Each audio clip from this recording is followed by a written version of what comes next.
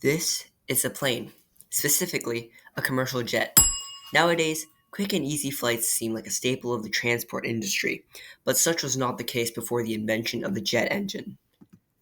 The Wright brothers achieved manned flight on December 17th, 1903. This was the first step for man into the field of aeronautics, paving the way for future developments such like the jet engine. Military applications of planes began in World War One. Planes were originally used for scouting, but evolved to become bombers and supporters for ground troops throughout the war.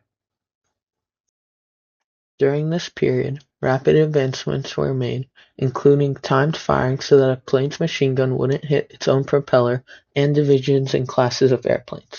Which included bomber aircraft, fighter planes, and reconnaissance aircraft. Even though the propeller plane ruled the skies, it lacked sufficient range, speed, and altitude. For example, the Sopwith Pup, a superior propeller aircraft of the day, only had a range of 337 miles, a service ceiling of 17,500 feet, and a top speed of 112 miles per hour. This doesn't even come close to the potential of jet planes, which were about to be a new generation of aircraft, shaping the world as we know it. In the early 1930s, Central Europe was undergoing intense political change.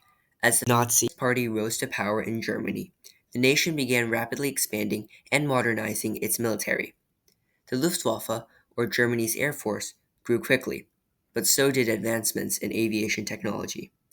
Funding for aircraft manufacturers dramatically increased, increasing tenfold in a span of just a few years. This surge in investment would soon reach a young engineer named Hans von Ohain, enabling the development of Germany's first jet aircraft. Before we begin diving into how the jet engine was invented, a nice little story of Kip the Air should help us understand better how the jet engine actually produces thrust. Meet Kip the Air, a small burst of air about to take a very fast trip. Kip's journey begins at the intake, where a large fan pulls in air. This fan ensures that Kip isn't tangled and straightens him out, so he enters the engine smoothly.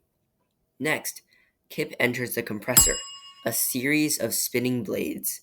As Kip moves through the blades, they squeeze him tighter, raising his pressure.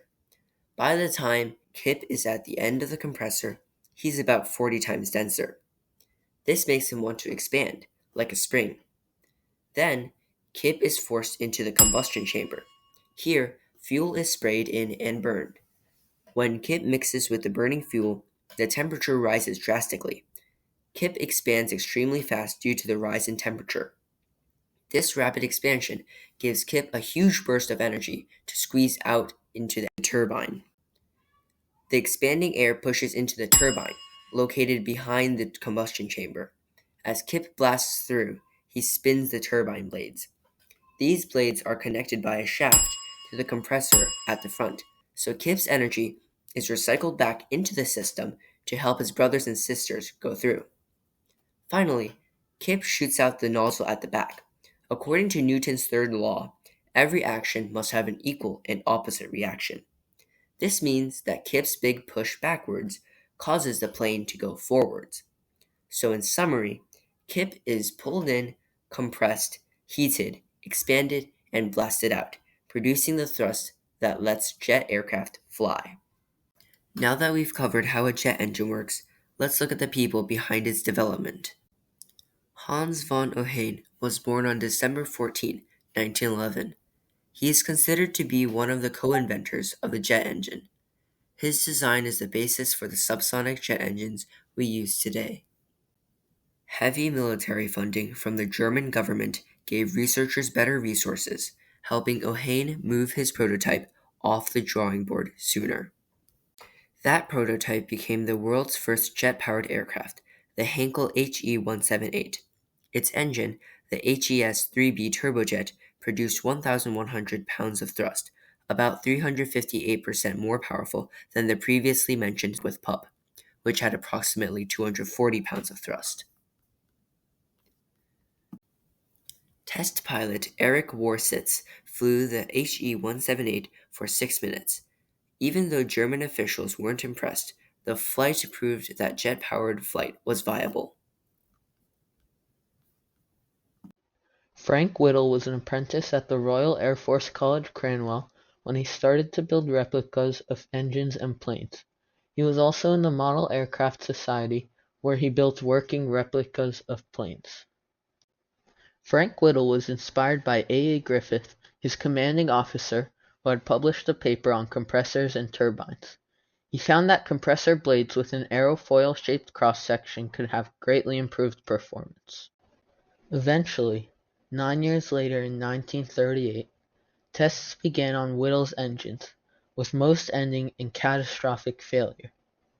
Later, on June 30th, 1939, one of the engines performed very well with no problems for 20 minutes. The Air Ministry paid Whittle to create a flyable version, which was the single-engine Gloster E-2839. During World War II, the effects of jet engines were prominent. The development of jet engines led to new tactics and air superiority. One new tactic created for jet planes was the Thatch Weave formation. In this maneuver, two or more Allied fighter planes would fly in intersecting woven paths. This would lure an enemy plane into following one plane, allowing the other to attack. This maneuver was invented to counteract the Japanese Zero, which was quick and agile. Even after World War II, the race for faster, more reliable, and longer-ranged aircraft continued in the form of the Cold War. Both the Americans and the Soviets sought inspiration and technology from Germany, with both sides preserving German blueprints and recruiting German engineers.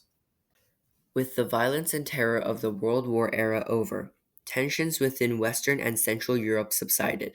This allowed the technologies developed during the war to enter the public market, leading to the commercialization of jet travel. Many aerospace companies in the US began producing commercial jets. Boeing produced the B-707, and McDonnell Douglas made the DC-8. The USSR also ran their own jet production company, Tupolev, which produced the second commercial jet and was the only commercial jet operational in the world after Britain's de Havilland Comet jets were grounded due to safety concerns. But this would prove to be a grave mistake, as 1,140 people died in 16 crashes over the course of 23 years.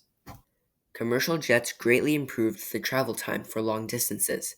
For example, the Douglas DC-4, a commercial propeller plane, would take 12 hours to make a transcontinental flight across the United States, but the B-707 would only take 5 to 6 hours. Such drastic improvements in air travel allowed globalization to happen sooner, faster.